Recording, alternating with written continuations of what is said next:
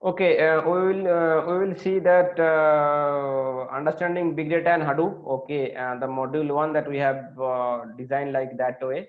Okay, so in this lesson we will try to focus understanding what is big data, understanding the limitation and solutions of traditional or existing data analytics platform. Okay, understanding Hadoop features, understanding of Hadoop 2.x core components. See, generally 2.x is not a version of Hadoop. Okay, Hadoop was introduced in the year of 2012 or 13. I can't remember the exact year, but at that time it was called as Generation 1 Hadoop.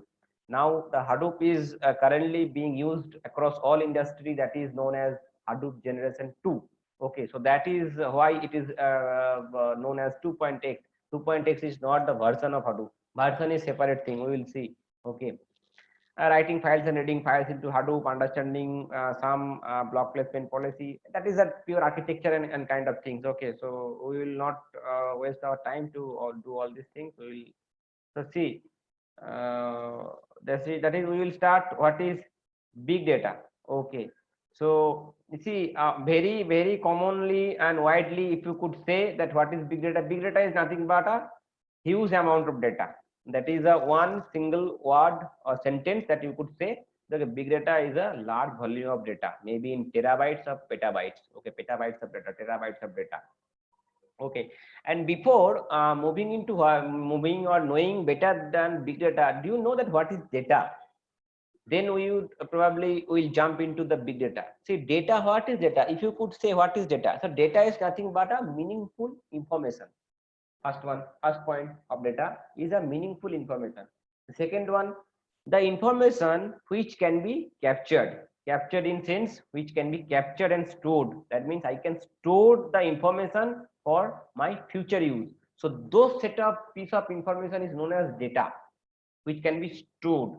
Okay, which can help me to understand and analyze that how my demand is going, or my demand is asking me to do this. Okay, so demand in sense my requirement. Okay, for an example, let's take an example. You have your own medical store. Okay, medical retail store. You are a businessman of a medical retail store, and every day you are selling a huge amount of medicine. Okay, so your medicines selling is one kind of transaction that you are doing each and every day. So now, whenever one customer comes in into your shop and you sell some medicine to those customers, then you are pushing those information into your system. The system in sense, that means I am going to store and keep that data for my future use. What sort of future use? That means for this quarter, how much sales I have made for this specific medicine, for this specific company's medicine, rather, if you could say precisely. Okay, so those, that means those information which are being captured by you after selling your medicine, so those information will be used in near future. So that means those information that has the capability to be stored, and that has the capability to be participate in your analytics in future. So those information is known as data. So that is one sort of data. That means whatever data, so in your medical store you are generating each and every transactional data. For an example, now in current scenario, even in your whole world. Okay, now the selling and the purchasing rate of any medicine shop, if you could go, then you could never imagine that okay, this demand could reach in that level, that each and every day this many of medicines are coming into the inventory of a medical store, and this many of medicines are going out to the end users like you and me. Okay, so that means the data that is getting generated in a huge compared to it was generating in earlier before all this pandemic situation. Okay, So that means, what do you mean by data? The data is a meaningful information that has the capability of generation, that has the capability to be stored, that has the capability to take part in my analytics. So that is known as data. Now, what is big data? So same information I could project into a big platform in a huge manner. So that is nothing but an extremely large volume of data. Okay, sorry. Yeah.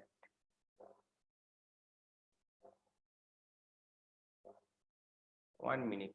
1 minute, guys. I missed your questions. Data is raw fact and figure information in process form of data. Yes. Amanpreet is saying, okay.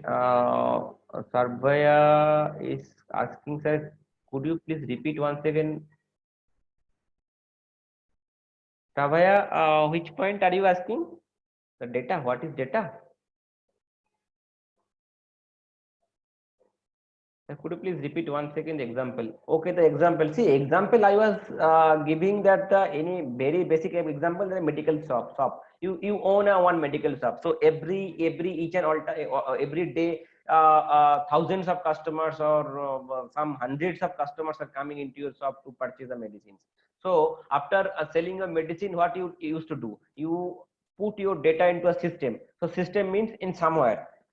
Forget about where the data is getting stored. Maybe in Excel sheet, maybe in your flat text file, or maybe in your DB databases. Okay, forget about that storage part. But you are capturing the data and store it.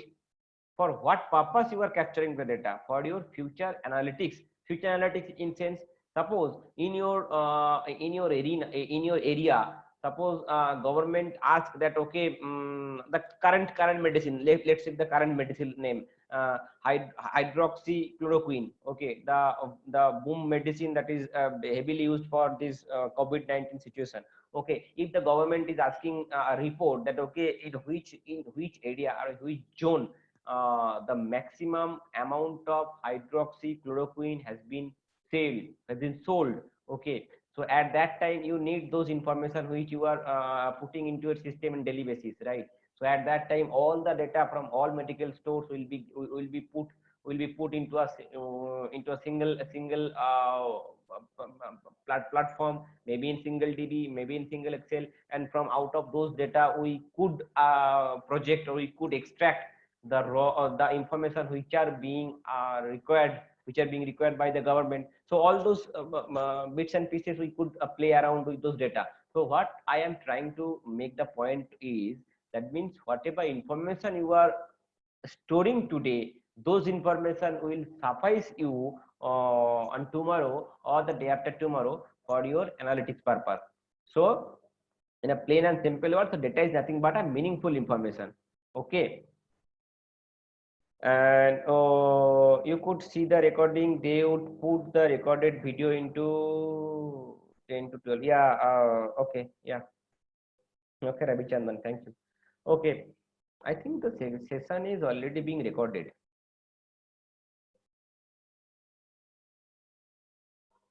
Let me check.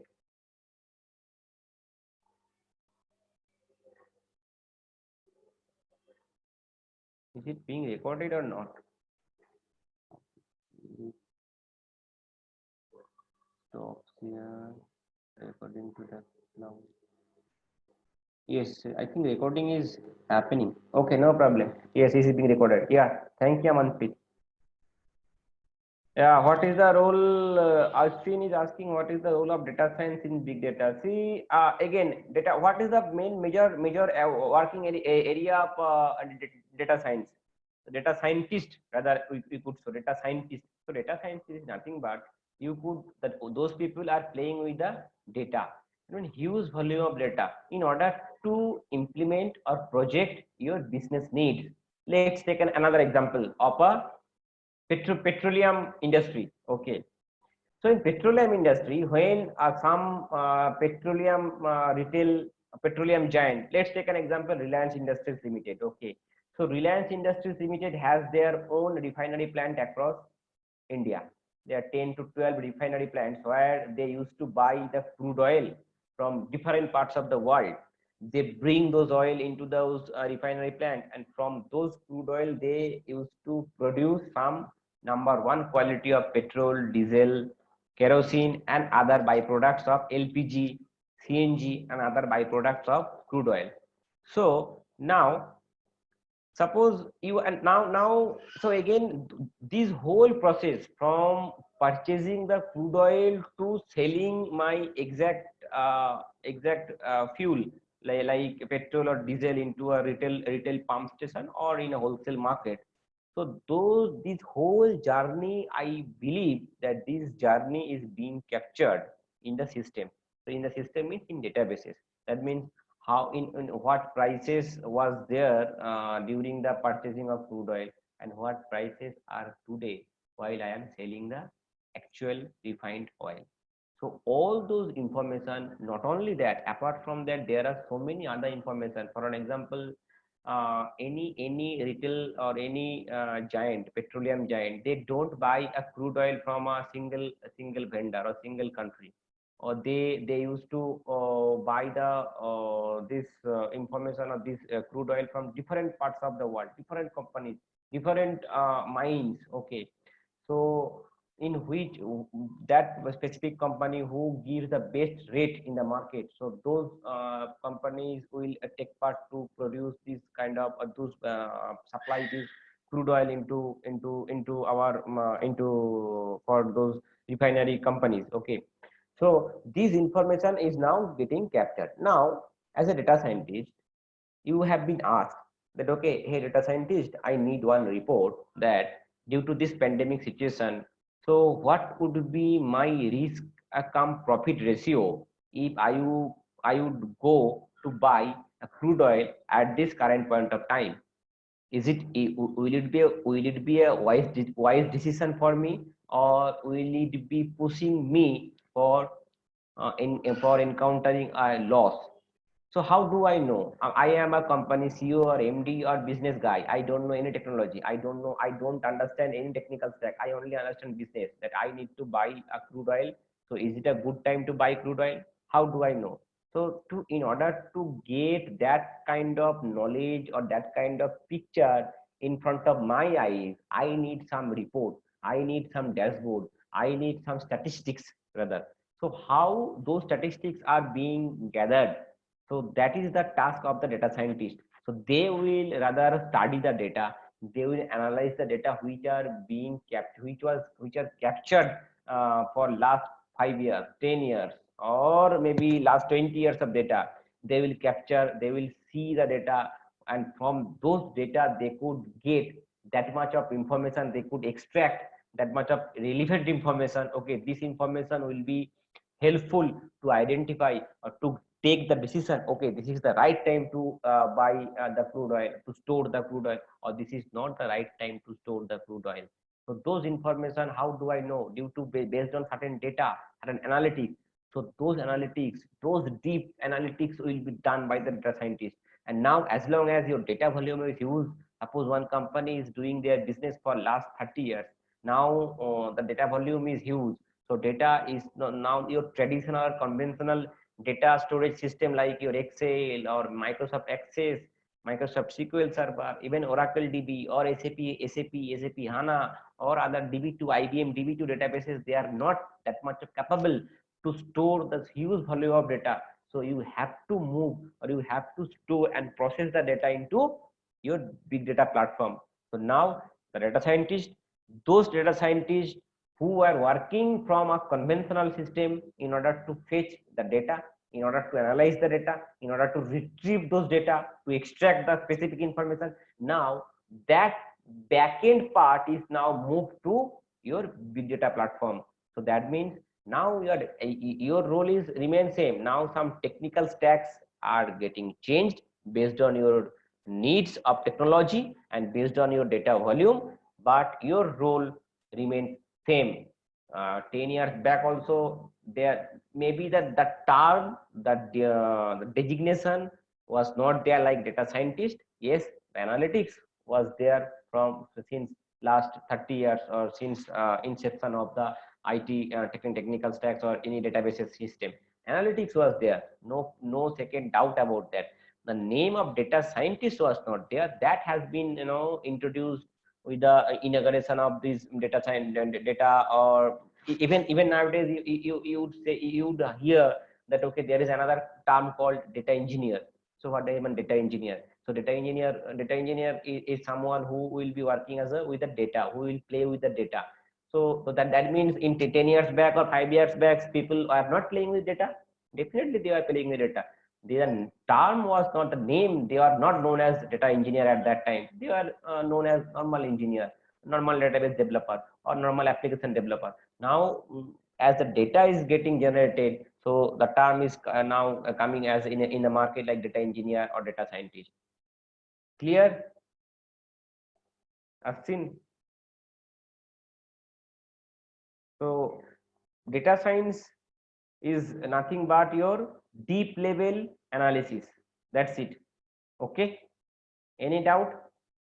Okay. So we are discussing what is big data. So big data is nothing but your huge volume of data. So I have written something that big data is a concept of controlling and processing large volume of data that is very much difficult to process using on-hand database management systems or using traditional data processing applications. So that is difficult to handle petabytes of data, terabytes of data.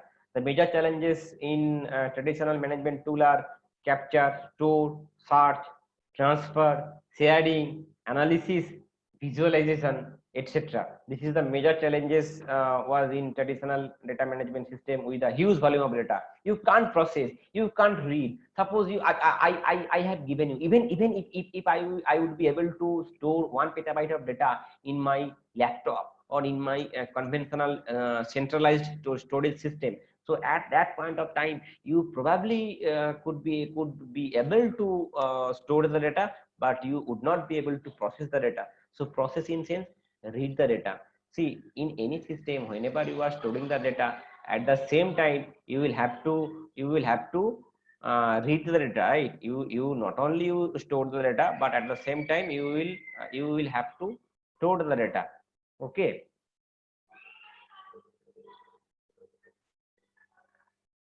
1 minute, guys, 1 minute.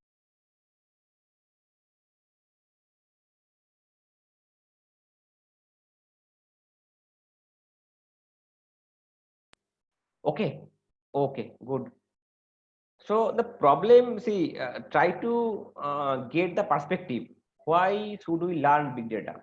Why should I not learn the data?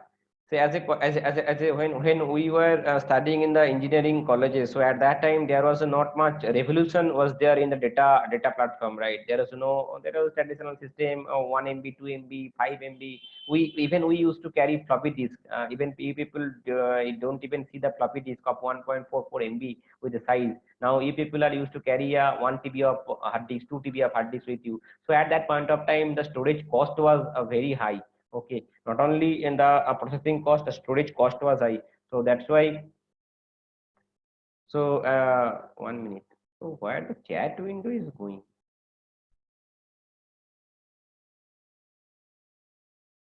Okay, all page. 1 minute. All page. No. Okay. No. Which is the best tool today for it? Kabir is asking. Maybe Hadoop. Okay, I will.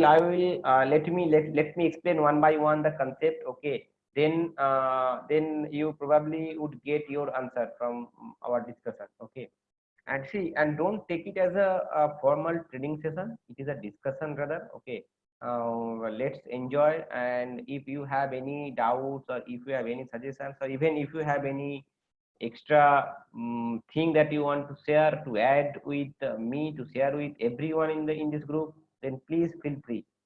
Don't be hesitate. Okay, don't put you in a skeptical mode. Okay, please be frank and share it. No problem, we will learn. I also will learn, you will also learn, no problem. Learning is not a harm at all. Okay. So so at that time, what I was discussing, yes. So at that time, the data, see, in a one single, and what we will definitely will play around with data. There is no second option with this. Even you are using a smartphone, tab, your laptop, desktop, whatever digital devices are you are using nowadays. So it is producing huge number of data. Facebook, everyone we use Facebook. So Facebook on an average per day it is generating 500 to 1000 TB of data per day. So is it possible to store and process those data? Process in sense, see, whenever I will say the term process, you simplify it as a reading of the data. Writing in sense storage of data, process in sense reading of data. Okay, so whenever you are storing of the data 500 TB per day, it is not a matter of joke at all. You can't use a 500 TB of. Okay, I will let put this picture in another way. Okay, you all have your laptop, okay, and your laptop has maybe 1 TB of hard disks, or someone has some GB of hard disks. Okay, now let's take one example that you have 500 GB of hard disks. Okay, so tomorrow your 500 GB hard disk would be full due to some data generation, or you have taken some backup, you have received some movie from your friends, you have dumped it into your hard disk, and your hard disk is full now. Now what do? Probably you would get another hard disk and will place into your system. But at the same time you need all the data simultaneously. What does it mean? Does it mean it means that you have consumed your 500 of GB of hard disk of your laptop with a data. Now you need a additional extra space to store a new set of data, and at the same time you are responsible to read those 500 GB of data which you have stored earlier, and the new data that you are going to store. So all data you have to read at the same time. So in order to do that, what will I do? I will suddenly add another hard disk in my laptop. If there is a provision to add another hard disk of 500 GB in my laptop, so I will add that. Okay, now tomorrow I will add another 500 of GB of hard disks in my laptop. Good. So now total space uh, boils down to 1 TB. Now 2 months or 3 months down the line, your newly added 500 GB hard disk will also be consumed by your data. So at that point of time, what will you do?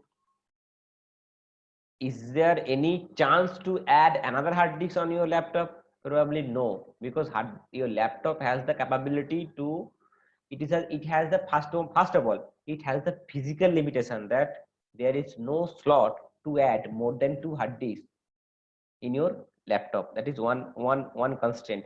And second one, okay, even if you even if you have another extra space or slot to add a new hard disk, so is it possible to read 3 TB of data with the same configuration of your RAM and CPU core? Probably not, because initially, because you have only added your hard disk, your storage space, but you did not add or enhance or increase your processing capability. You only have focused in your storage part, but you did not focus your processing part. So which candidates are responsible to process your data? Mainly your CPU, or CPU in sense specifically, I could say processor and your RAM. Okay, so those two entities are responsible to read your data. So you have enhanced your storage part but you could not enhance your processing part. So does it make any good symbol that okay, I have 3 TB of data, but I don't have that capability to read that 3 TB of data? Are you getting my point, what I am trying to say? Can I get a quick response? Can I get a quick response? Because everything is linked with each other. If you will miss this one, then probably the next thing that I will want to share that you will not understand. Okay. Okay. Okay, good. Okay, so now, so this methodology in our terminal, in your terminology, you could say this is the scale up methodology. That means I am scaling up my machines. I am scaling up my laptop. Okay, laptop or maybe one more than one laptops. I am scaling up. I am scaling up the capabilities of a single laptop, and that will be a limited scaling up, because at one point of time I never ever would be able to add more storage space or even more CPU or RAM. So what do you what could I do at that point of time? Have I thought of that? Okay, instead of adding more number of CPUs in a single machine or more number of storage in a single machine, is it possible for me to buy a new machine and to make those in a single LAN condition, in a to make a connection between them, and then process the data at the same time, so that we could use the storage part of those two machines at the same time and the processing part as well.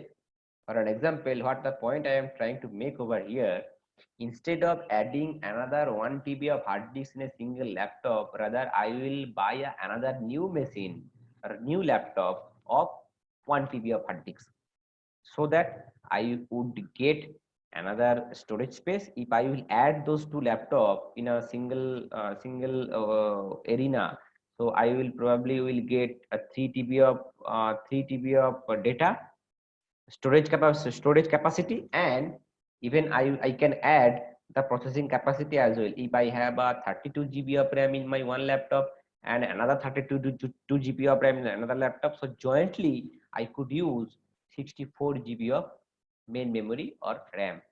Are you getting the point?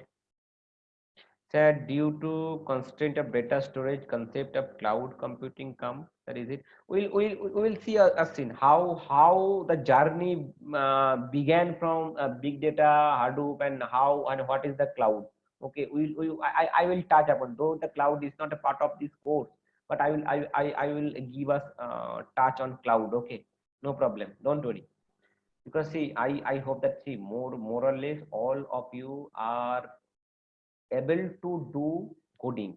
If I will do something, some problem, then you will do the coding. But the problem is what to code, how to code, where to code. That is more important, right? Because how, why, where, and what, that is more important.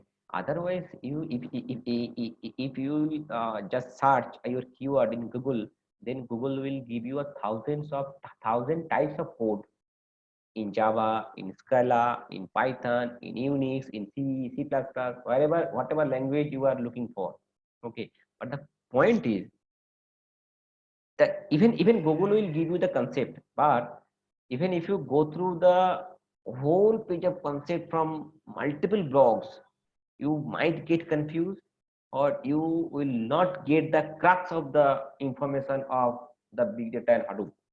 So uh, my intention would be to provide you that boost, so that you people will positively will cope up with this learning, and will get something to do coding at your own. Okay, so cloud computing we will also touch upon. Okay, no, don't no worries, Asin. Okay, even no, I think I am mispronouncing your name. It is not Asin, it is Avnis, correct? Avnis, yes, Avnis. Okay, sorry Avnis, I used to I was pronouncing you as Asin. I'm sorry for that. Okay, Avnis. Okay, okay. Yes, so what I was discussing, so instead of adding one or two more hard disks in a single laptop or single machine, I could rather add one new machine. So this methodology is called scale out. Remember, scale out. So rather than scale up, I am doing the scale out methodology. So what does it mean by scale out methodology? So that means whenever there would be a crunch of space, storage space, or crunch of the processing computing unit, then I would rather go for another new machine instead of adding adding multiple storage unit or multiple processing unit in a single machine. So that means now the concept comes over here. Just please be careful. The concept comes over here. So instead of scale up, I will go in a scale out methodology. So scale out is nothing but it is a distributed methodology. That means distributed way I am keeping my data and I am processing my data. Got it? That means till now, whatever things we have seen before introducing of Hadoop in the market or big data concept in the market, it was a centralized system. That means it was even if you even you people who have that 9 or 10 years of experience, you probably could hear that a server, okay, server. So Oracle server, application server. So that means there is one candidate who serves, who was responsible for serving your request, who are responsible to serving your data storage and data processing capability. That means there was a centralized concept. That means one single server, one single Oracle server, one single Java application server, one single SAP server, one single Tomcat server, one single SQL server, or one SQL IIS server of .NET.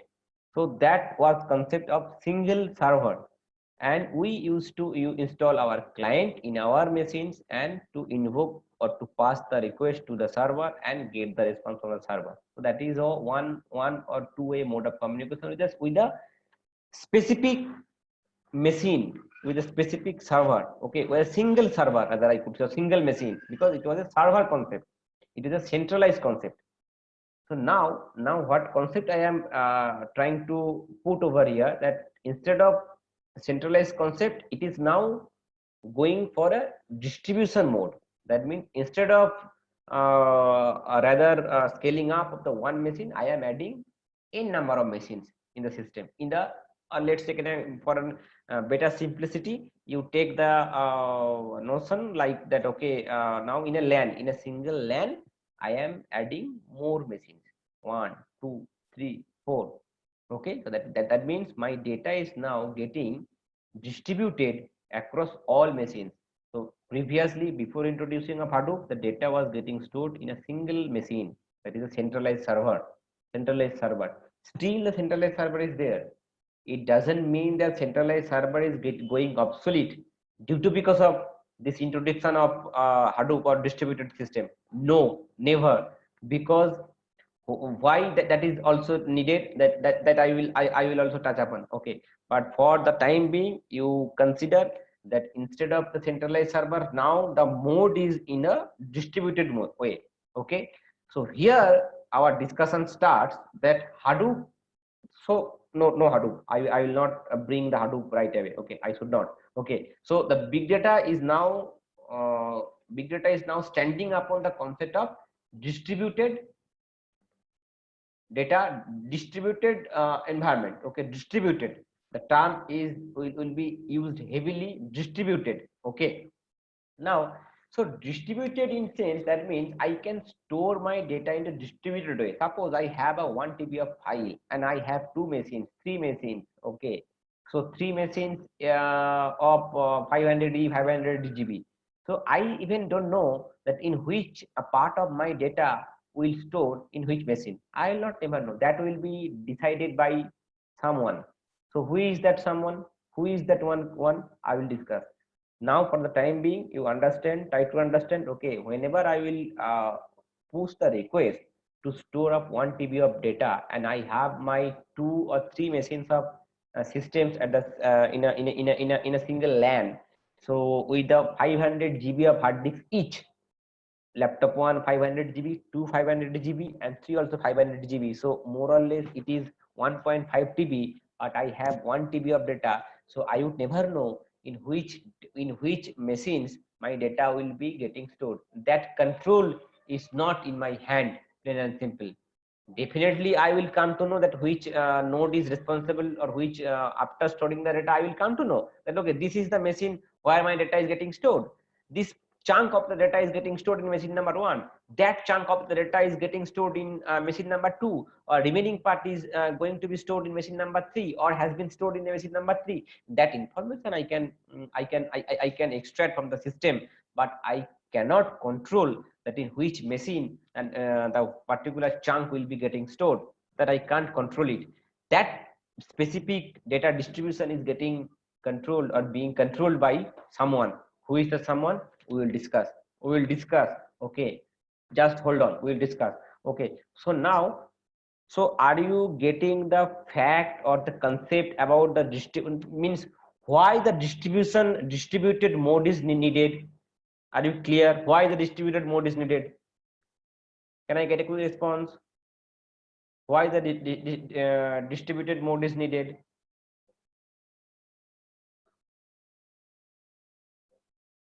Hello, am I audible? Am I audible? Can I get a response?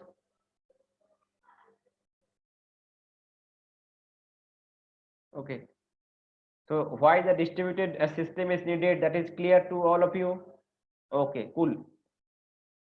Okay, now whenever, so till now we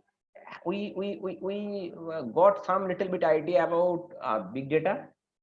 That is what is big data, which data set is getting called as big data, and what is and I even I did not speak about Hadoop. Okay, forget about Hadoop. What is Hadoop? We'll see.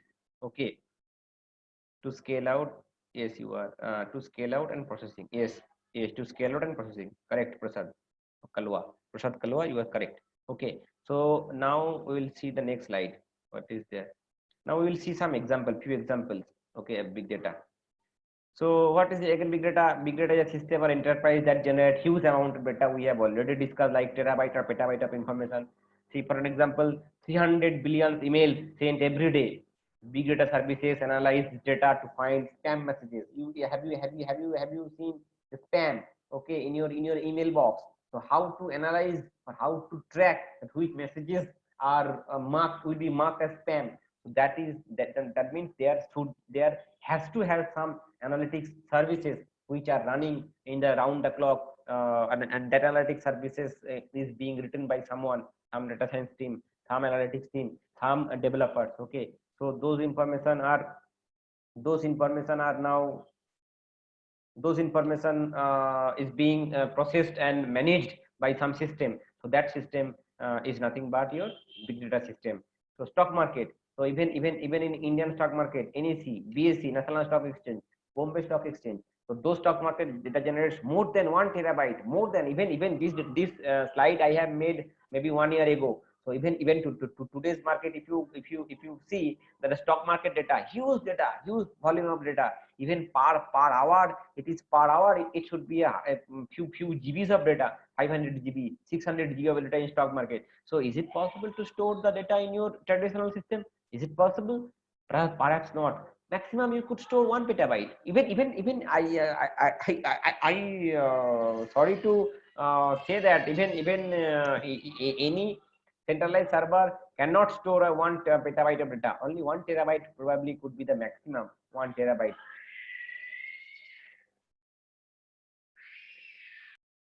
1 minute, guys. Give me 1 minute.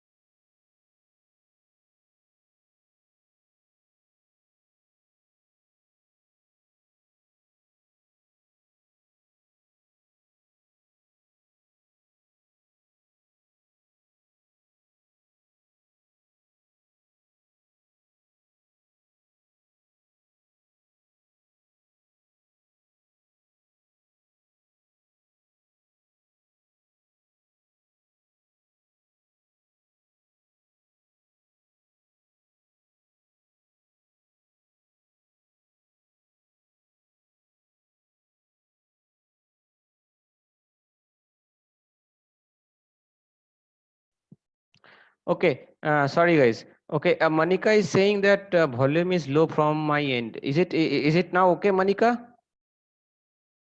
Monica, is it okay? No, Abhay, I was not telling anything. So how can you hear? Okay. Okay. So see, so in stock market, the data generation rate or data, the volume of data is huge. That I want to say that even per day 1 TB, one petabyte. So see, does it is it possible to store this data in a centralized system in a single machine? Probably not.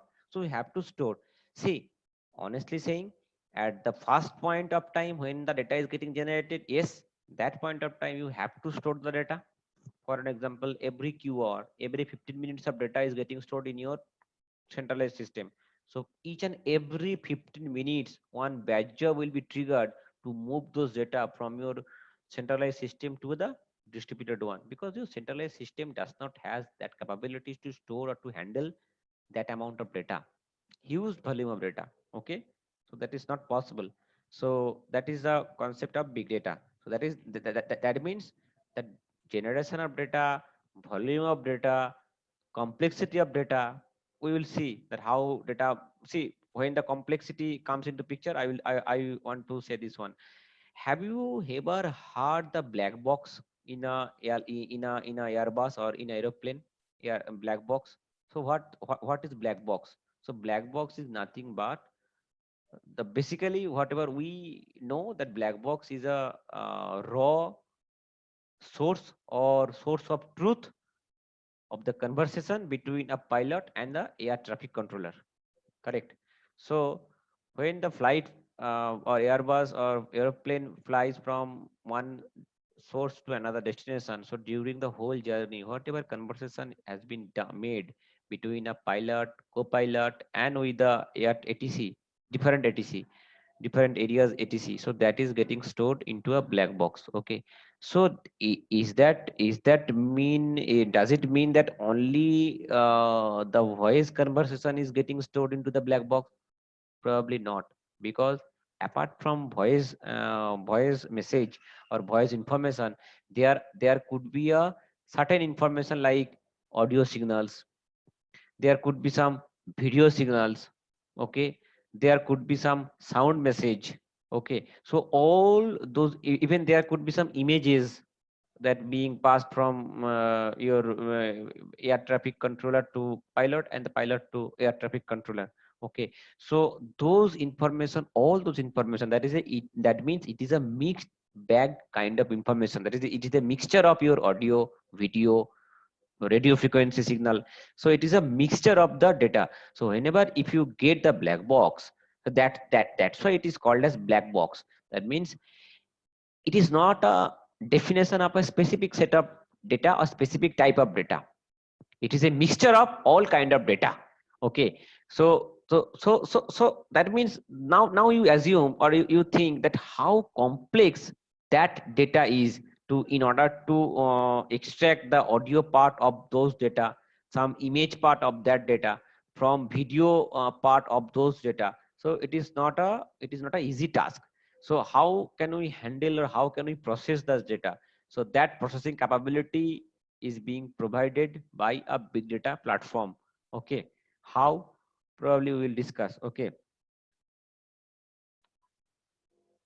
Okay, can I record this meeting? Answer is saying, I think the session is already being recorded, and you would get the link once the class will be ended, and you will get a link from the board infinity.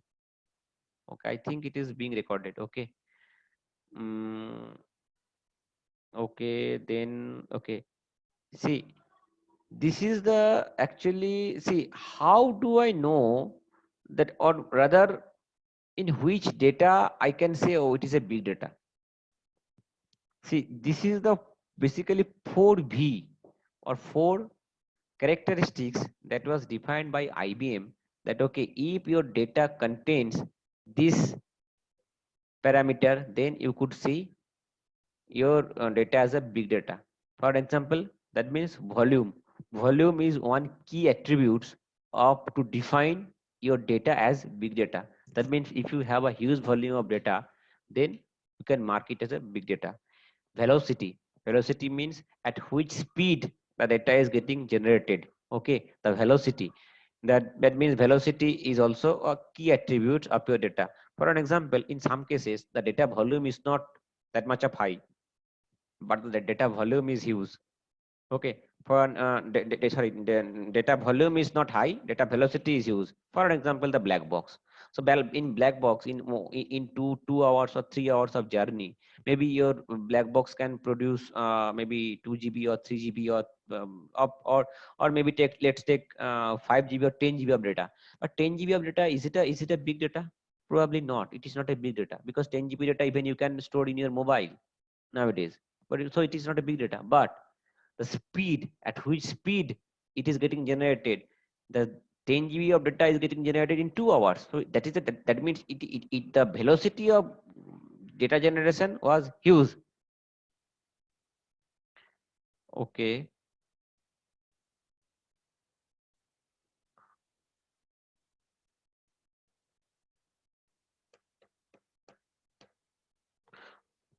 Okay, so that is means velocity. Now variety.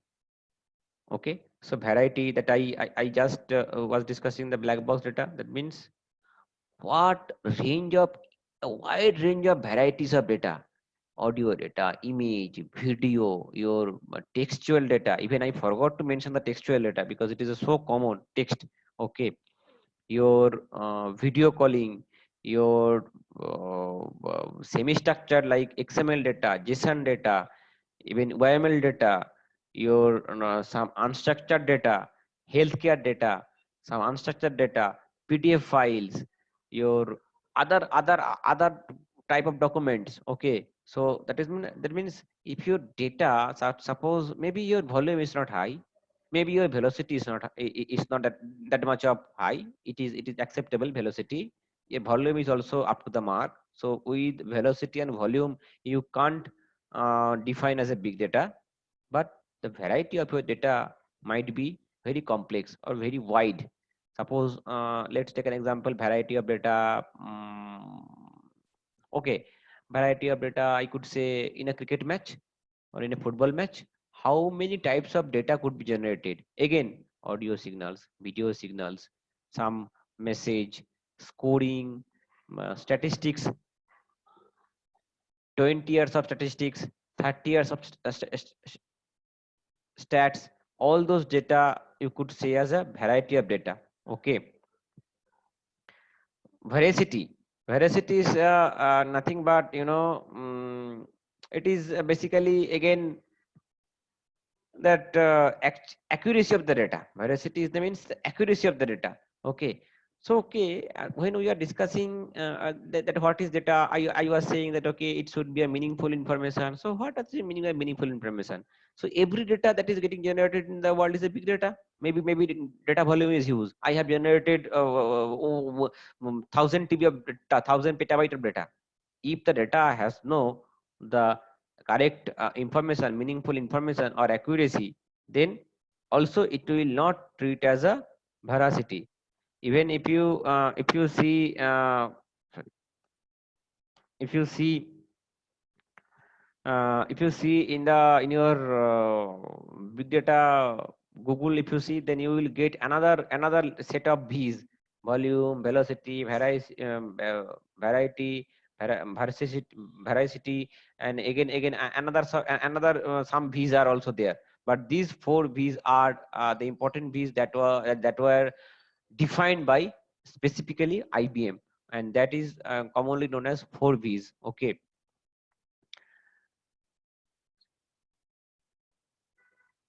Okay, so any questions so far? Okay, not till now. So that is some quiz. PIPA 2018 Vivalga. So some quiz. Okay, quiz.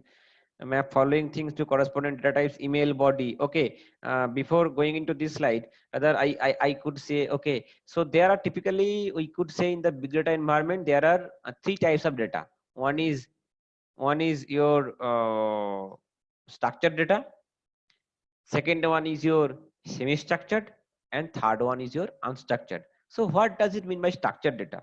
So structured data is nothing but the data that has the definition. That means I can structure out, I can get the structure of the data at a one glance. For an easy example, your DBMS data, RDBMS data, that means it has a column specification, that this table has 5 columns with this many number of rows. So that means if I would try to get the information of the data, then I could probably know, okay, there are 5 columns, out of which 3 columns are of integer, 2 columns out of 2, one is of a date times field, and another one is of string field or varchar field. So that means this specific data has its own definition. So those data which has its own definition or proper clear cut definition is known as structured data. That means the structural data is known as structured data.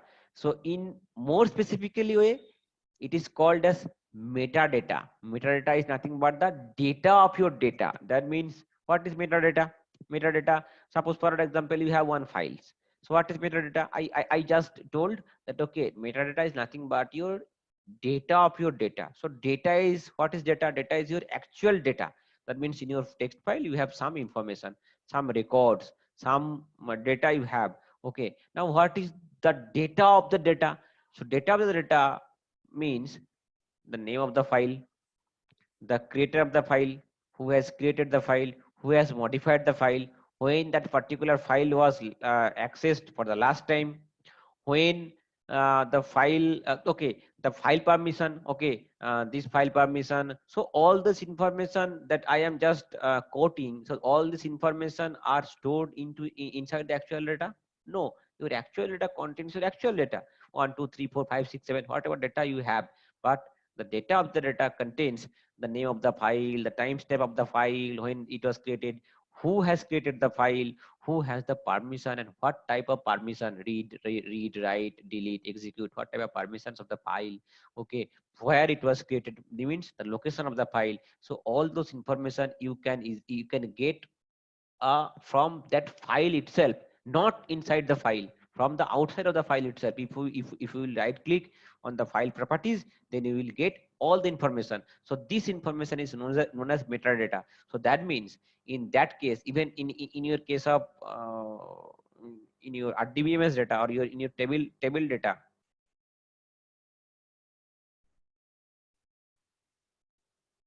Any questions? Veracity, can you explain? Yeah, Monica, veracity is nothing but a accuracy of data. You could generate a petabyte of data. You could even generate in a high velocity. You could generate data in a high velocity. Even you could generate a variety of data, but the data accuracy should also be there. Otherwise, you could not do anything with that data out of it. Okay, so that means that is called the veracity. Veracity is nothing but the accuracy. Okay. So see, so that means which data has its metadata, that is known as structured data. So any 80% data set that we generally use in daily basis, that is structured data. That means it has its own definition. For an example, if I will get one data set from let's take an example, that the medicine store that we are discussing. So in medicine store, in a day end, I got a data set that, okay, this is the name of the medicine, this is the quantity of the medicine, this is the name of the customer who has purchased this particular medicine, and this is the amount at what cost he or she has purchased. So all this information I can get from the system. So that means I can get this data in the tabular format, correct, either in Excel or either in CSV format or any other format. So whenever I am getting the data in the tabular format in a specific manner, that means in the first column of the data, first cell, rather first cell A, first column, in Excel, it is the name of the customer. Second cell is the quantity, how much quantity has been gone to that customer, and then the name of the medicine, then the price of the medicine, then the manufacturing year, expiry date, batch number, everything I could get. So this particular data is known as structured data. That means from the data itself, I could see, okay, this is the name of the medicine, this is the type of the medicine, and that information will be repeated for every customers, for every records. Even if I went to the medical shop in the morning, okay, and if I got some medicines from there, if the first column of that Excel sheet will contain the name of the customer, that is my name, Sumit, and in the evening Monica went to the same medical shop, so after transactions up with Monica with that medical store, even for the first column the name of Monica will be coming, it will not come in the second column because it is a structured data. That means the structure has already been defined. The first column is responsible to store the name of the customer, the third column is responsible to store the name of the medicine. Okay, that means it has a proper structure, it has a metadata defined, the metadata has already been defined. Whenever you people are used to are going to create a table in RDBMS, so first of all, when you are executing the syntax, create table name, then you used to put that column name, then the data type of the column, then the second column, then the data type, then third column, and so on. Okay, so that data that you are defining the metadata before pushing the actual data into it. So that data is known as structured data. Clear? Yes or no? Quick response. Quick response. Only I received one response. Hurry up, guys, hurry up, no time. Time is very short. Okay, thank you. Chalo. Okay, that is known as structured data. So any kind of any systematic data, any that's why it is written as ERP, CRM. Okay, CRM is customer relationship, that system. Okay, 1 minute. If I will do the full screen, then the problem is I can't see the chat that you people used to say, because there is no option that is getting popped up when some chat is coming. So probably I would miss your questions.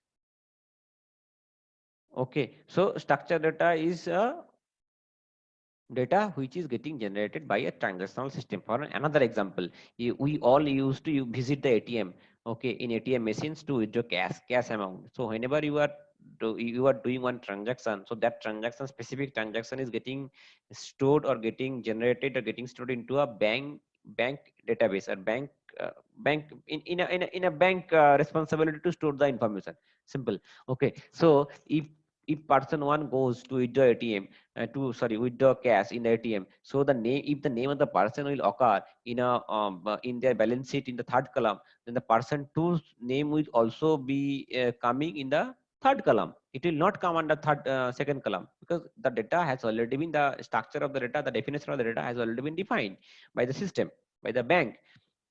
So those kind of data is known as structured data. Now the second type is semi-structured.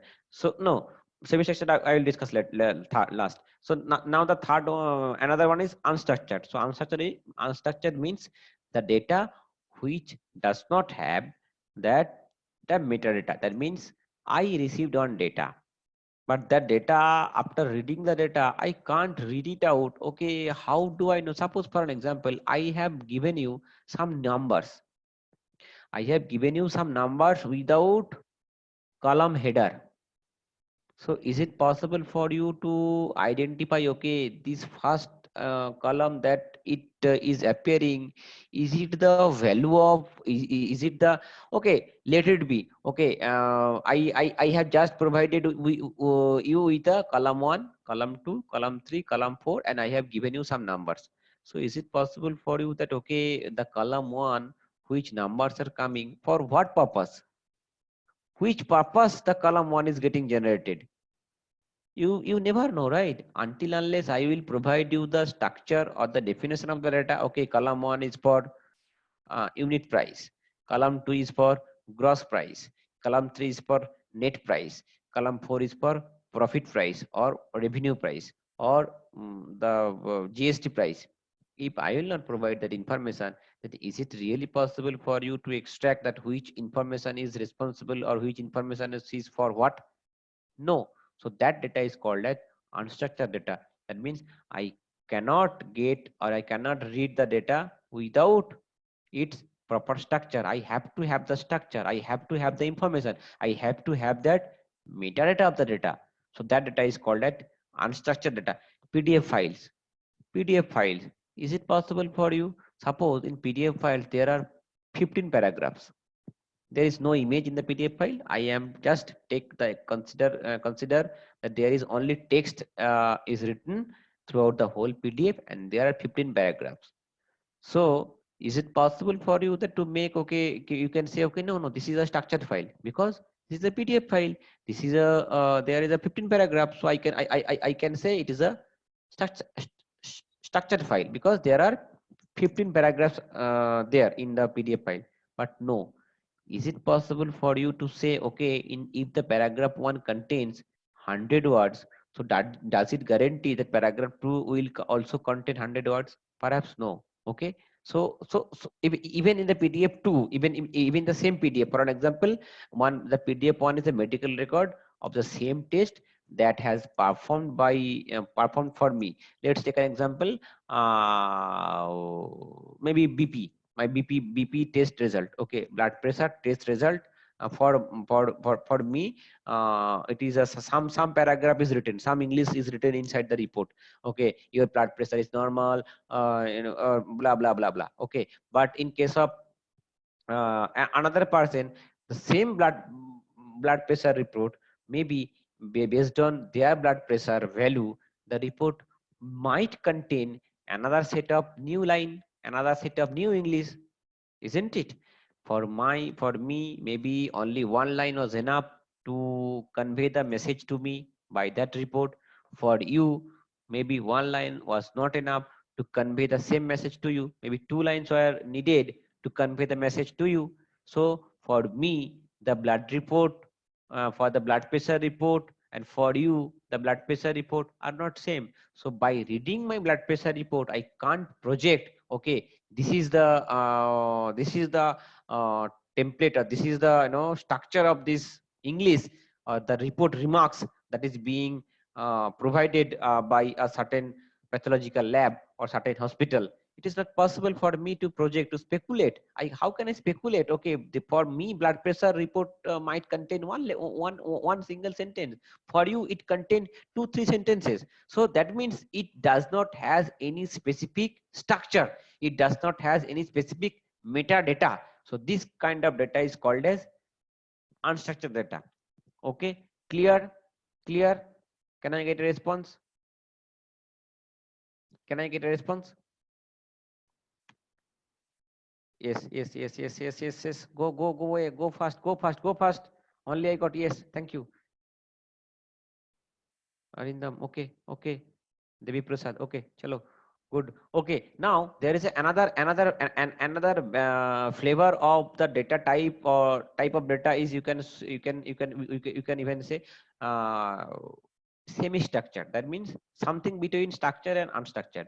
So structured is was with the proper structure with the metadata, and unstructured with no metadata. But in between there is a semi-structured. That means it probably by reading out the data you can assume, okay, this up to this from this area to this area inside the file I could get the information of a football player. Okay, from this part to this part, okay, I could get the information of a hockey player or a cricket player. Okay, so that after reading the data you could extract without having your proper metadata. So that type of data is called as semi-structured. Example, XML file. So have you seen the any XML file with a bracket, with the angular bracket, close, open? Okay. So each angular bracket close and open signifies the one tag in XML file. So if you open, you see your open tag, closing tag, then probably you could read, okay, this is the information, this is the player name, this is the player date of birth, player age, for this is the name of the club for which he is playing. Okay, so all this information probably you can extract. So those JSON file, even JSON file is also semi-structured, because it is also key value pair file. You could, but yes, you will face the difficulty. It is not as good as, or as so easy like structured data, or it is not also the complex like unstructured data. So that is in between. The name has been determined like semi-structured. Clear? Clear? Response? Response? Yes. Okay. Okay. Now, the one interesting thing that I want to touch upon over here. See, even if you are dealing with a structured, semi-structured or unstructured data, but at the end of the day, you have to make it a structured one. Otherwise, you can't read it, isn't it? You have to have that metadata. So that is the challenge. For an example, I have one PDF file and I have been asked to upload or to extract the information from the PDF file in terms of text and image. Good. So in text, there are so many text. There are so many text. Like for an example, like COVID-19, there are so many text in the COVID regarding COVID-19 in India. It has been written. Now, if someone has asked me to extract the text part out of it, along with the image, the text part was also there. Someone is asking me to extract the text part. So how do I do that? So in order to do that, I need to first extract the image. I need to separate the image part or the text part by using n number of libraries, available libraries. How? We will not go in that level. Okay. But after extracting the text part, if I would not give it a proper shape, then is it really possible for me to convey the message that the end user is looking for? Probably no. So that means the point I am trying to make over here, even if after extracting the data from a PDF file or any type of file, so if I will not give it a proper shape, proper shape in terms of your metadata, or in terms of your structuring sort of things, so I would never ever provide you the information. How do I know that, okay, this is the key areas, this is the key words for COVID-19, for corona? I will not know, right? So for one thing, even if you are processing with the structured and unstructured data, you have to give it a, make it a structured one, then you can process. Otherwise, you would not be able to read or extract the meaning out of it. Got it? Got the point? Now all are you are getting some little bit light about big data. Still I am not talking about Hadoop. Okay. Okay, can I get a response? Quick response. Okay, Vikas, Devi Prasad, Abnis. Okay, okay, Sneha. Okay, thank you. Okay, chalo aage. Okay, so here is a small quiz. Map the following things to corresponding data types. Email body XML. Which type of data? Structured, unstructured, or semi-structured? It should be semi-structured. Audio, video, images, archived documents. It should be a unstructured, because it does not have any kind of metadata, a term called metadata. Okay, we will see metadata. We will see more and more metadata. Then data from ERP, CRM is called structured data, because it is getting generated by system. Okay, see, sorry, what happened?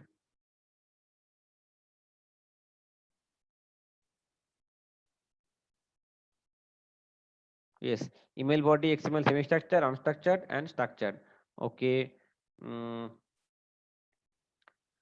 okay, some use cases of big data. Okay, so in government sector, income tax, Indian government income tax department, they are using this big data in big data system in order to process their data, in order to analyze their data or all the IT related information, all everything they are using the big data.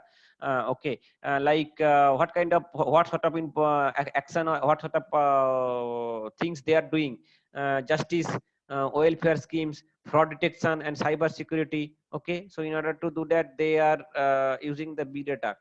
Web and e-tailing, the e-commerce market, eBay, okay, ad targeting, search quality, recommendation engine, fraud detection. For example, in Amazon, you all we are using Amazon for doing some online purchasing. So whenever we are searching something, some recommendation is also appearing in the search in the beside your search box.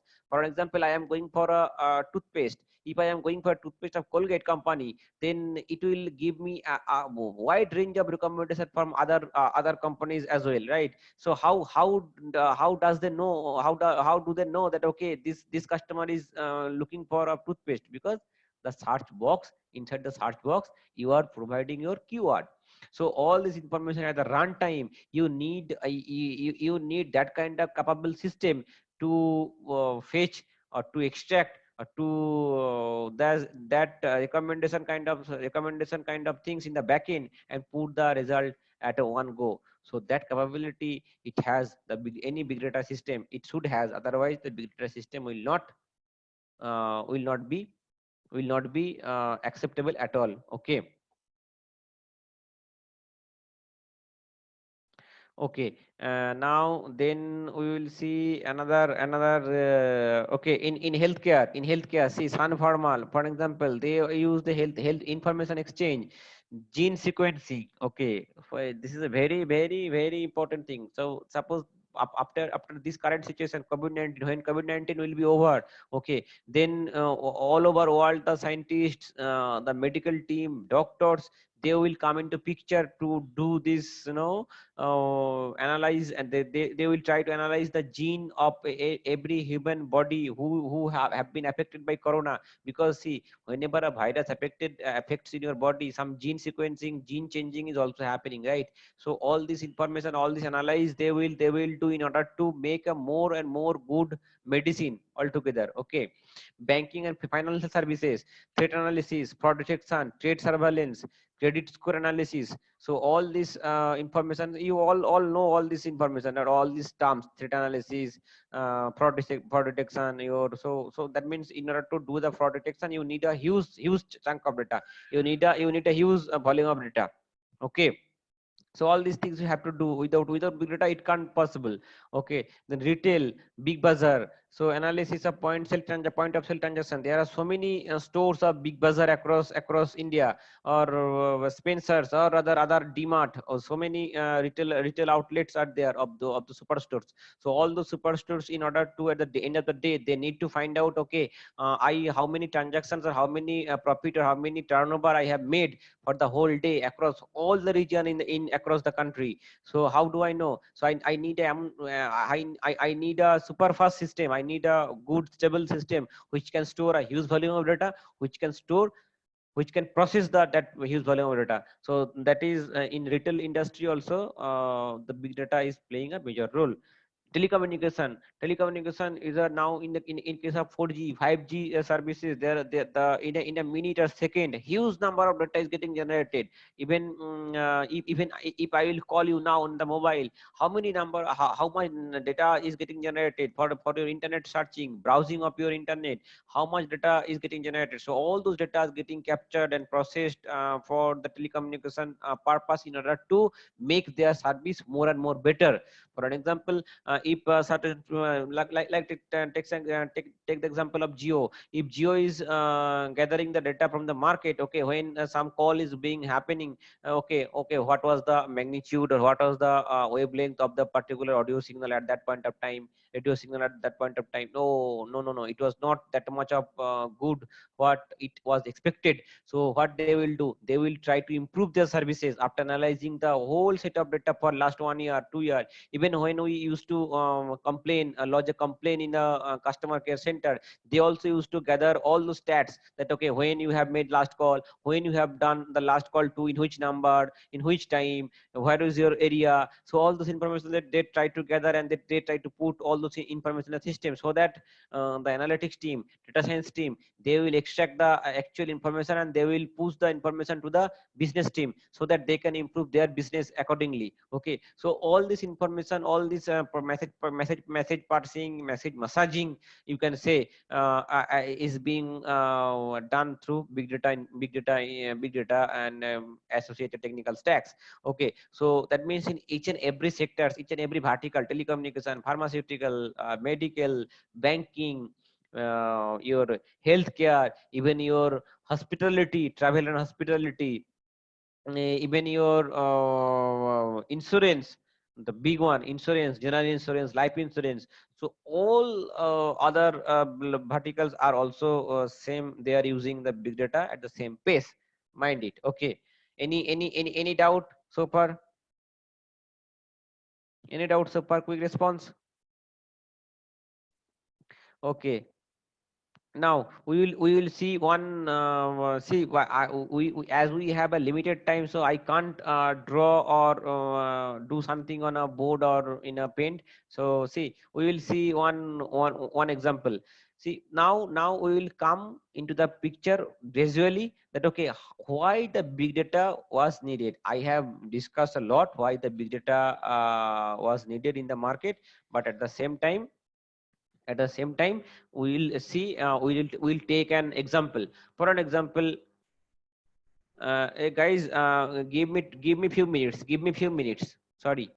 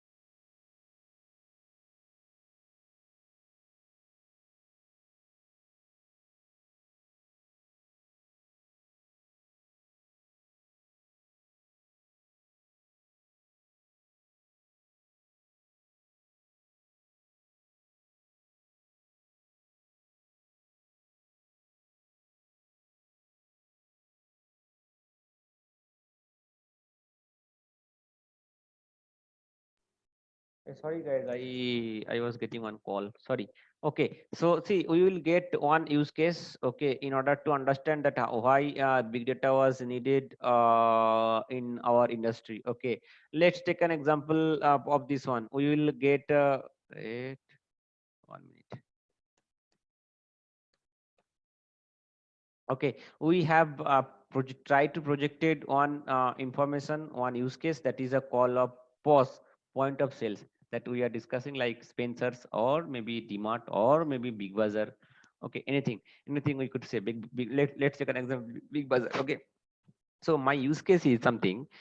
So at the end of the day, I want to know that how much sales or how many sales have been done throughout the whole day from my all outlets across India, or maybe let's take a small example, across Hyderabad or across Chennai or across Delhi. Okay, across New Delhi. Okay, in New Delhi, if say there are 30 stores, let's check another. There are 30 Big Bazaar outlet stores are there in New Delhi. So I want to know, okay, this is the information I need to I need to show to my CEO or to my vice president that okay, this is the sales statistics for the day. Okay, so now, so after the business hours of Big Bazaar, let's take an hour at 10 o'clock in the night. So at after 10 o'clock in the night, when the all the stores are closed. Any chat?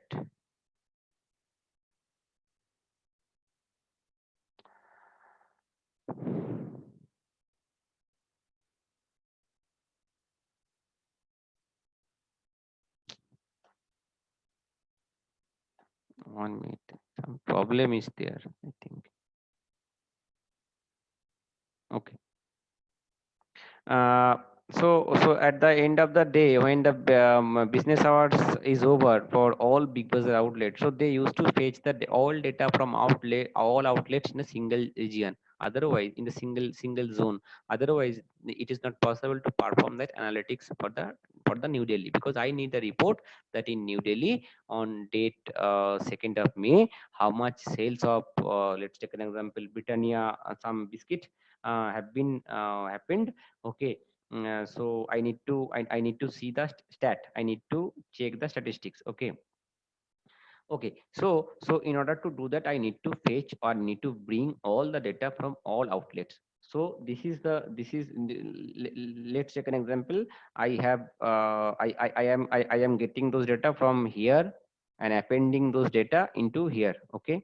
So this is my storage grid. This is called in DW terminology, in data warehousing terminology, it is called DW terminology. It is called storage grid. That means from each and every outlet, I am getting the data and store into this area. This is the common storage area for where I can get the data of all 30 outlets. Okay, cool. Now this process, that means the process which is responsible to fetch the data from all outlets into a single arena, single zone, is known as is the process is known as instrumentation. This process is known as instrumentation in terms of DW or data warehousing. Okay, in data warehousing, this process is known as instrumentation. That means in which process I am fetching those data from those outlets to a single zone, that is called as instrumentation. Now, this is the storage grid. Now, in storage grid, there might be a huge volume of data, correct? That in storage grid might contain a huge volume of data. Chat.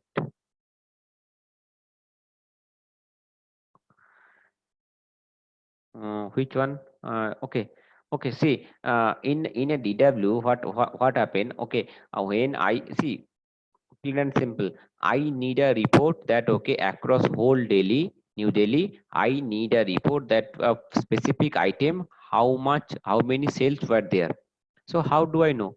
So I need to sum up all the sales of that specific item from all the stores, all the outlets. So how do I do that? So I need to bring the data from all outlets in a single common zone, right? In common arena or common database, whatever you can say. So the process by which I am fetching the bringing the data from all outlets to a single one is known as instrumentation process. And the in which particular area I have brought all the data, that area is called as or known as storage grid in DW. In DW environment, it is called a storage grid. Okay. 1 minute.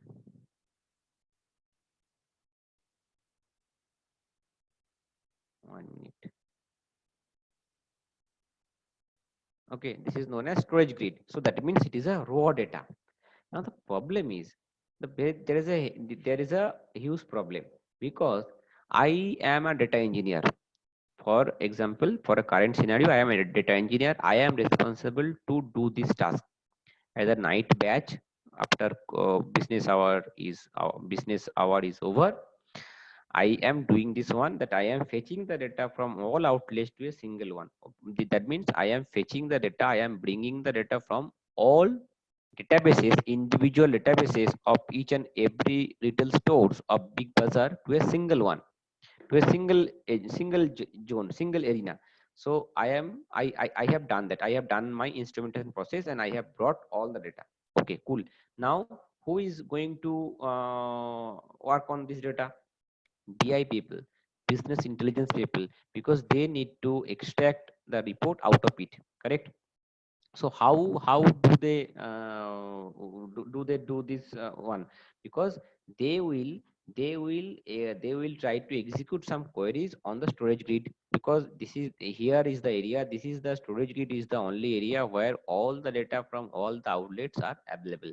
So if one BI guy, one business intelligence guy, or even in your term a data scientist guy or data scientist people, if they want to extract the specific report, so they have to execute some queries on top of this grid only, because here all the information, all the data from all the stores are available. Correct. That is supposed to be done by this way, but unfortunately it is not, because as here it is written as originally raw data, so that means all the data is being available over here.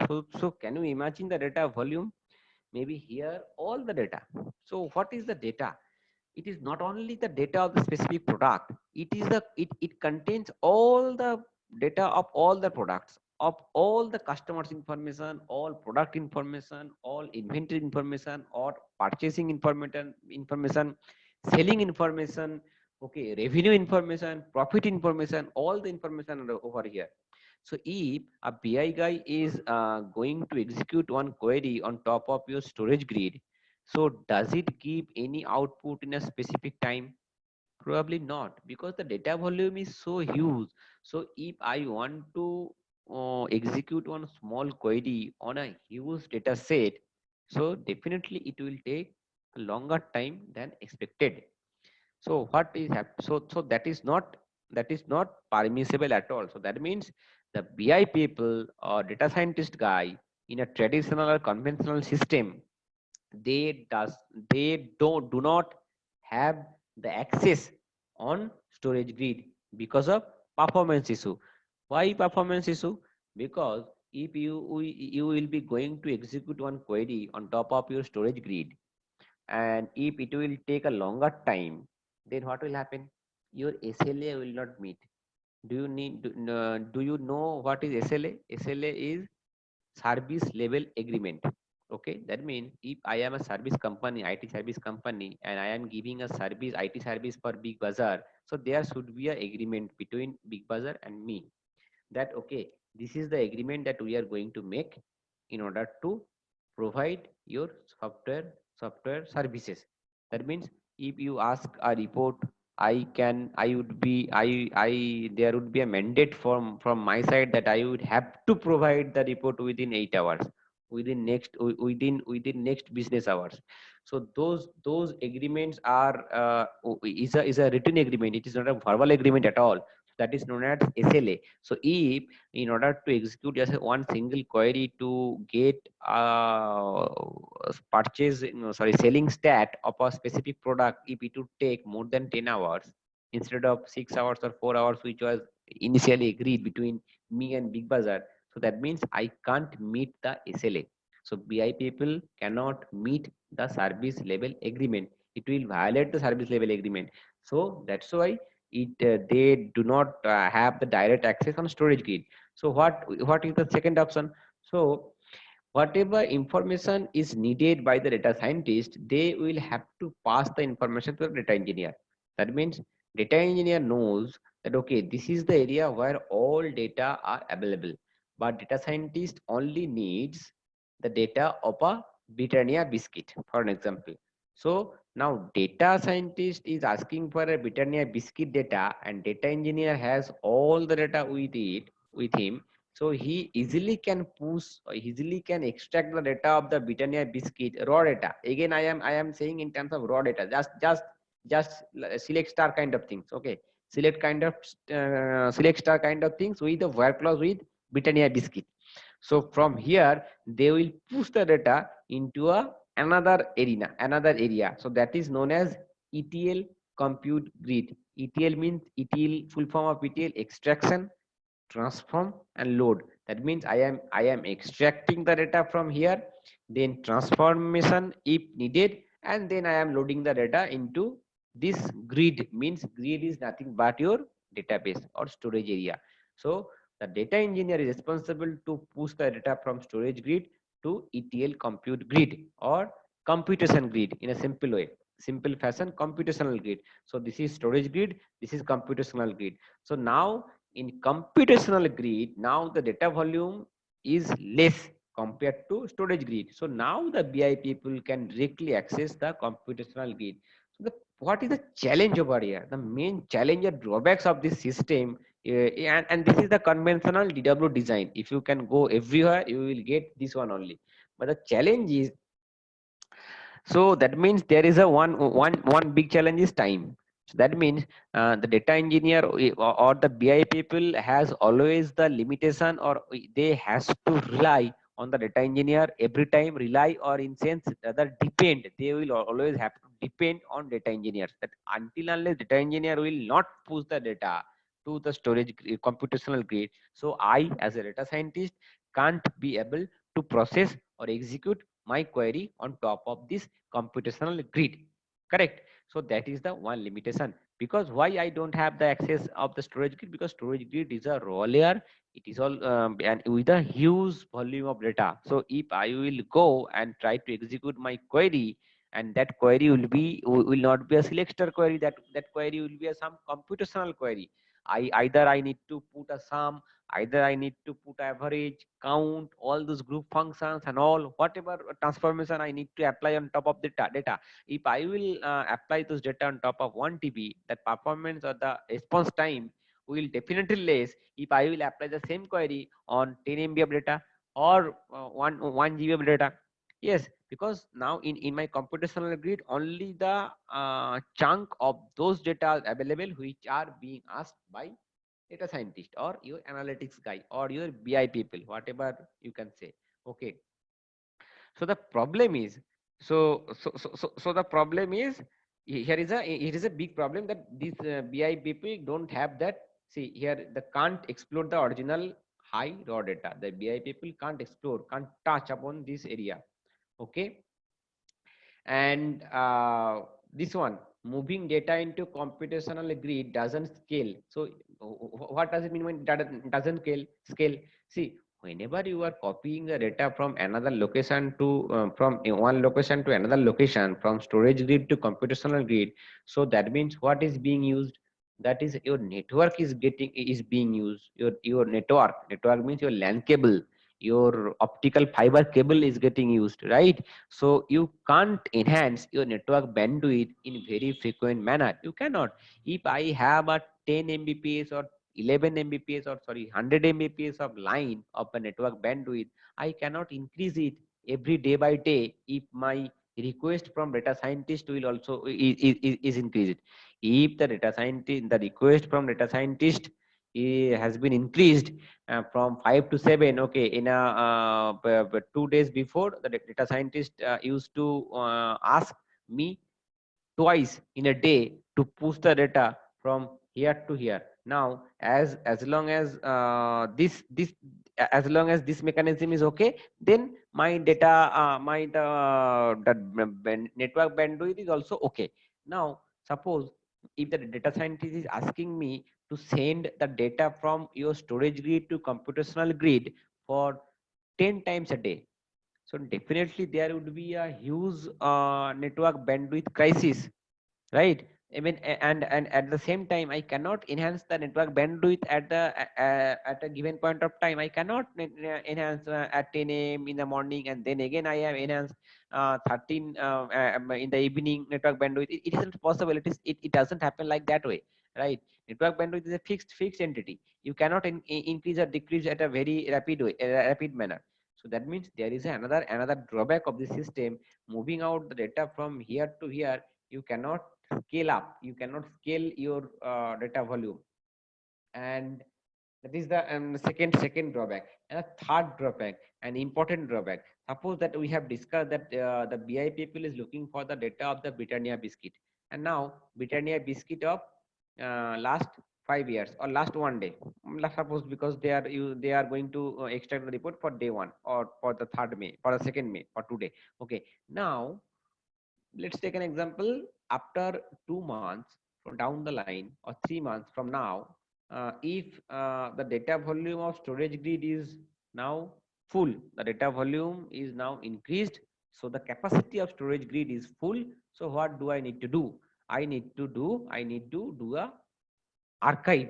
That means I need to delete some data. I need to take a backup of some part of the data from the storage grid and make it into archive one.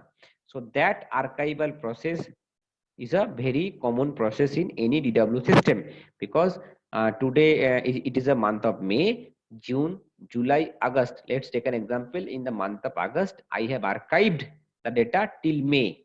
Okay, if February, March, April, May of 2020, I have archived the data. Good. Now in August or in September, your company CEO or company VP is looking for the report of month of May, and now your month of May data is not available over here because you have already taken a backup in order to free up the space, because it was the storage grid was full. So you have taken a backup and make it archived. So what you have to do? BI people is asking you, hey, I need a data of month of May, but you are data engineer, you don't have the data in the storage grid, you have already made the backup. So what do? So again, you have to free up some space in order to accommodate the data of the month of May over here. That means it is an unarchived process. So that means you are going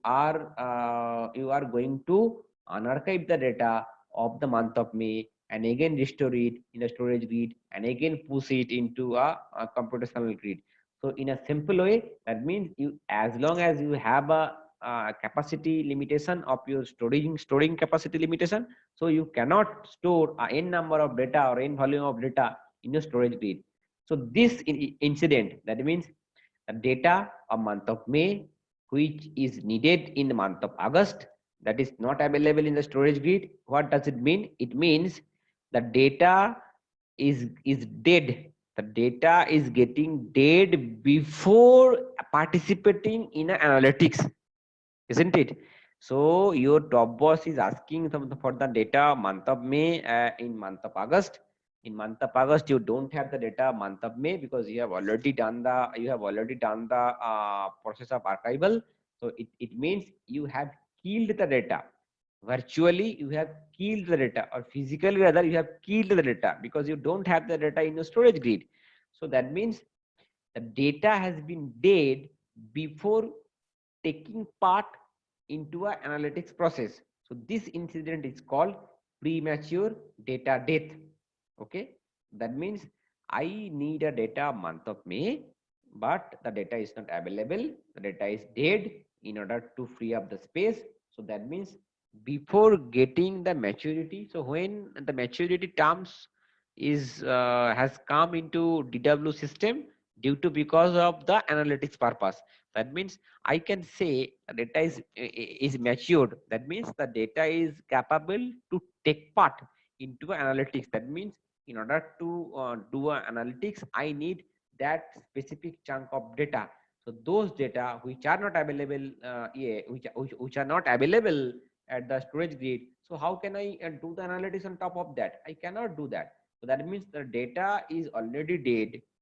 I can't use the dead data because the data was archived. So this incident is called premature data death.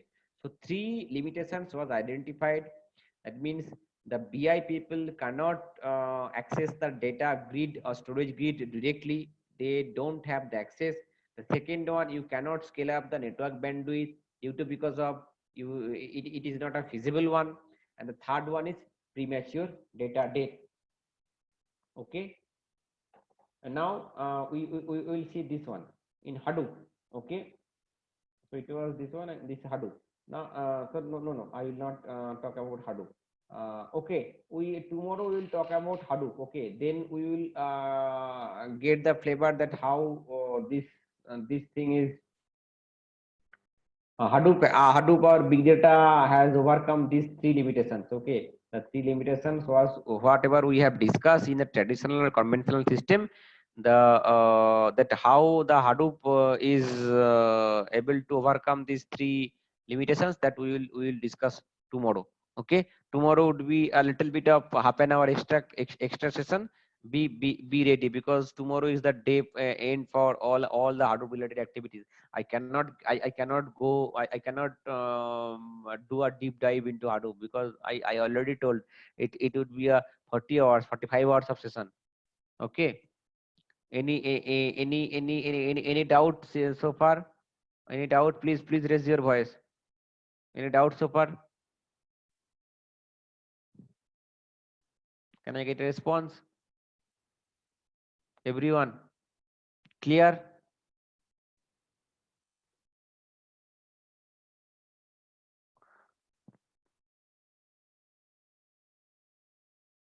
Okay, so tomorrow just be prepared. Okay, I'll share one document with you. Okay, I let me open the document first.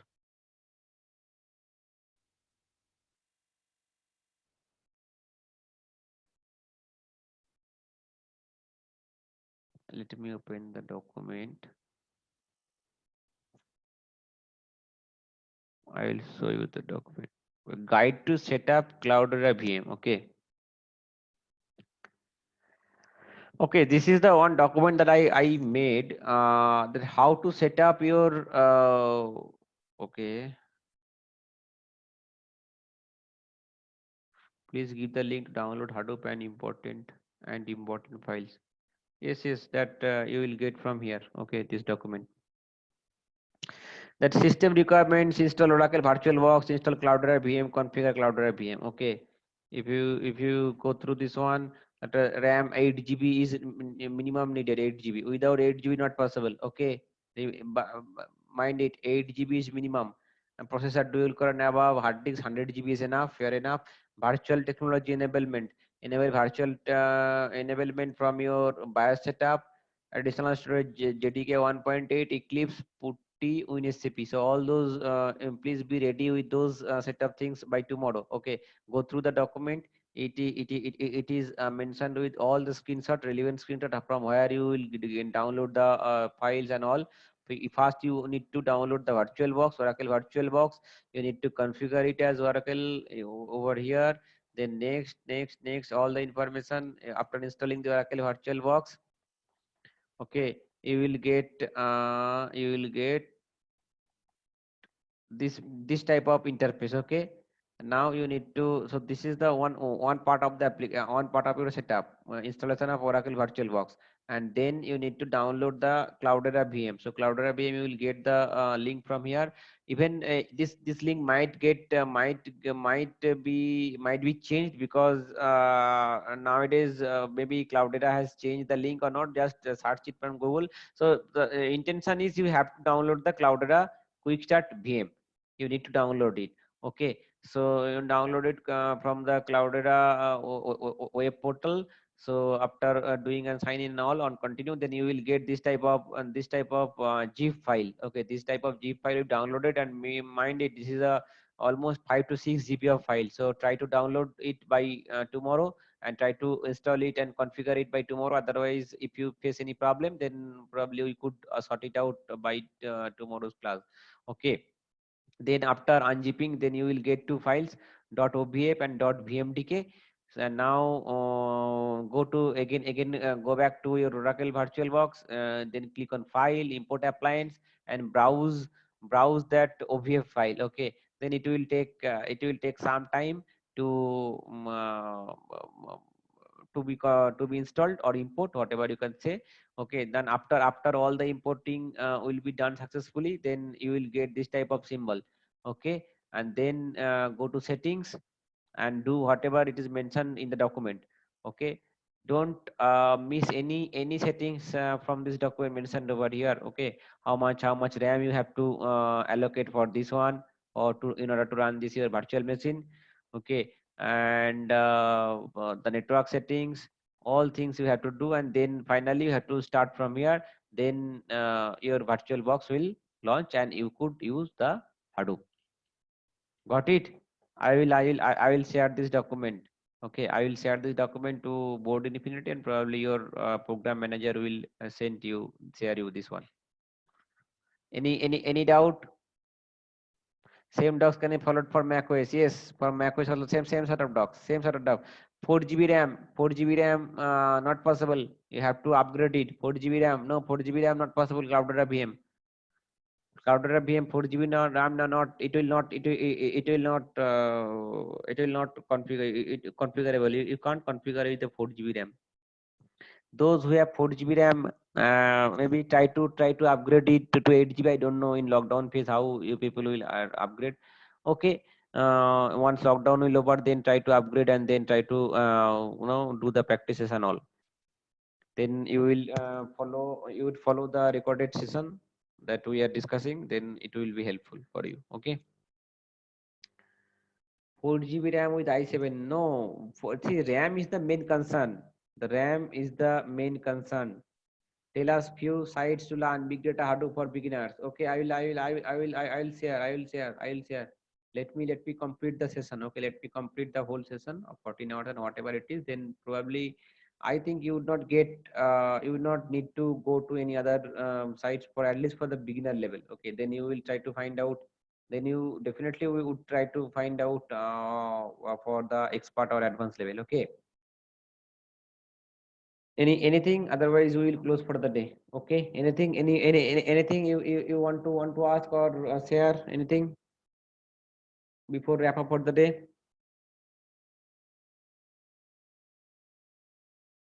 I don't know whether Board Infinity team will share you or ask you for giving you the feedback of the session. I don't know, I'm not sure, but I need a honest feedback. Otherwise, it would not be possible for me to continue. Okay, feedback is very important for me, and it should not be it should not be a normal feedback. Okay, sometimes what we used to do, we just put some few words. Okay, session was good. Okay, session was okay. Session was so that feedback I don't need. You please provide honest feedback. Okay, whether okay session is helpful, or okay whether you have gained some knowledge about big data or whatever intention you have to make out of it, out of the session. Okay, so regarding this, you please feel free to I need a honest feedback. I don't need that okay session was good, okay it was so okay sir, the teacher was good, not like that. Okay, whatever sessions or whatever information and knowledge you gain from the session, just put it as a feedback, that okay this session was good, I did not know this one or like that one. Okay, or I am expecting more suggestions from your end. Okay, I need this one or that one, because in 14 hours is too tight for big data Hadoop and Spark as well, too tight. Okay, I don't know how to complete. Well, let's see, we will have to complete. Okay, we don't have the time is the main constraint. Time is the main key enemy for us. Sir, okay. And Niladri, Niladri, Niladri, are you trying to say something?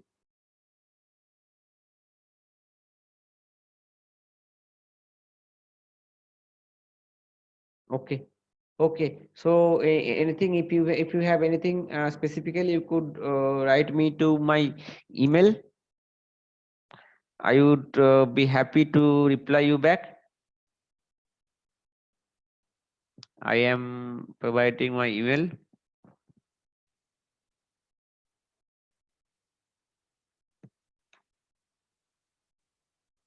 Okay.